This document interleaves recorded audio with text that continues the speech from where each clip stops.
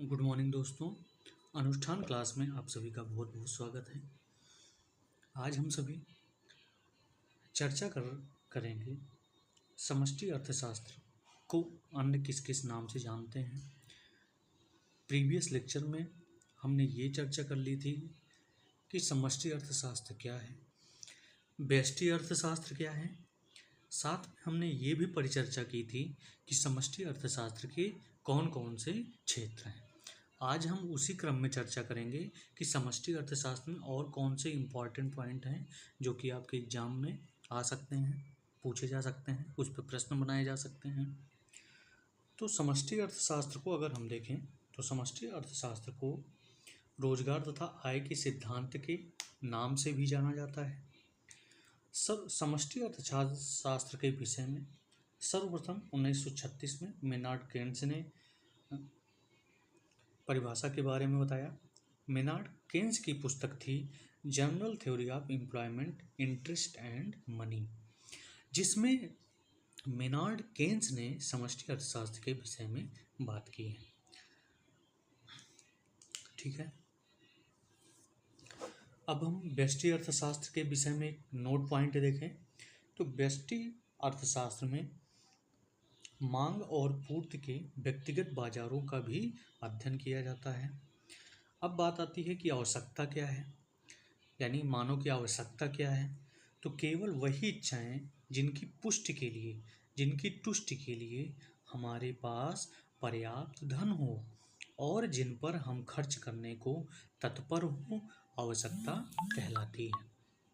ठीक है, इतनी बात आपको समझ में आ गई हो। अब हम देखते हैं इम्पॉर्टेंट पॉइंट में कि समष्टि अर्थशास्त्र अस्तित्व में कब आया। तो समष्टि अर्थशास्त्र 1929 के बाद अस्तित्व में आया, जहां अमेरिका में 1929 से 1935 के बीच बेरोजगारी की दर बहुत अधिक पहुंच गई थी और उस समय अमेरिका की जो बेरोजगारी दर थी वो 3% से लेकर 2.5% तक थी। 3% से लेकर 25% तक बढ़ गई थी। तो कीन्स किस विचारधारा का विकास किया? कीन्स ने समष्टि अर्थशास्त्र की विकासधारा का विकास किया।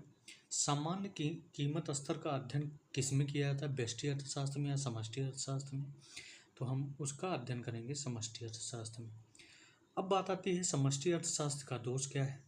तो जो विजातीय समूह की समस्या है वो किसका दोष है? वो है समष्टि अर्थशास्त्र का दोष। अब हम बात करेंगे समष्टि अर्थशास्त्र के घटक। तो समष्टि अर्थशास्त्र के घटक में संतुलित उत्पाद एवं रोजगार संबंधित सिद्धांत आता है। राजकोषीय नीति जो है वो समष्टि अर्थशास्त्र के घटक के रूप में जानी जाती है। मौद्रिक नीति समष्टि अर्थशास्त्र के घटक के रूप में जानी जाती है। मुद्रास्फीति एवं अस्फीति समष्टि अर्थशास्त्र के घटक के रूप में जाने जाते हैं। सरकारी बजट समष्टि अर्थशास्त्र के रूप में जाने जाते हैं। मुद्रा आपूर्ति एवं साख सृजन ये भी किसके अंतर्गत आते हैं? समष्टि अर्थशास्त्र के घटक के रूप में जाने जाते हैं। अब हम बात करेंगे कि अर्थव्यवस्था के प्रकार क्या हैं। तो अर्थव्यवस्था के प्रकार हम अलग अलग आधार पर पढ़ेंगे। पहला हम पढ़ते हैं कि विश्व के साथ अंतर संबंधों के आधार पर अर्थव्यवस्था कितने प्रकार की होती है। तो विश्व के साथ अंतर संबंधों के आधार पर दो प्रकार की अर्थव्यवस्था होती है, एक खुली अर्थव्यवस्था, दूसरी बंद अर्थव्यवस्था।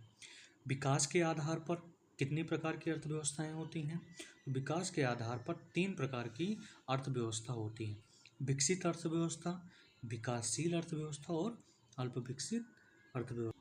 तीसरा आधार देखें कि अर्थव्यवस्था के प्रकार को हम किस प्रकार से कह सकते हैं। तो विश्व बैंक के अनुसार अर्थव्यवस्था के 4 प्रकार हैं। निम्न आय अर्थव्यवस्था, निम्न मध्यम आय अर्थव्यवस्था, उच्च मध्यम आय अर्थव्यवस्था और उच्च आय अर्थव्यवस्था, जो कि किसके अंतर्गत आता है? विश्व बैंक के अनुसार। देश समूह के आधार पर अगर हम अर्थव्यवस्था को डिवाइड करें तो अर्थव्यवस्था के 4 प्रकार बनते हैं। प्रथम दुनिया, द्वितीय दुनिया का अर्थव्यवस्था, तृतीय दुनिया की अर्थव्यवस्था और चतुर्थ दुनिया की अर्थव्यवस्था। इस आधार पर हम अर्थव्यवस्था को डिवाइड कर सकते हैं या अलग कर सकते हैं। अगला हम पढ़ेंगे संसाधनों के स्वामित्व के आधार पर अर्थव्यवस्था।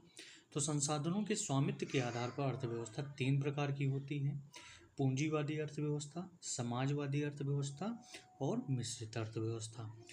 विभिन्न क्षेत्रों के भूमिका के आधार पर अर्थव्यवस्था कितने प्रकार की होगी?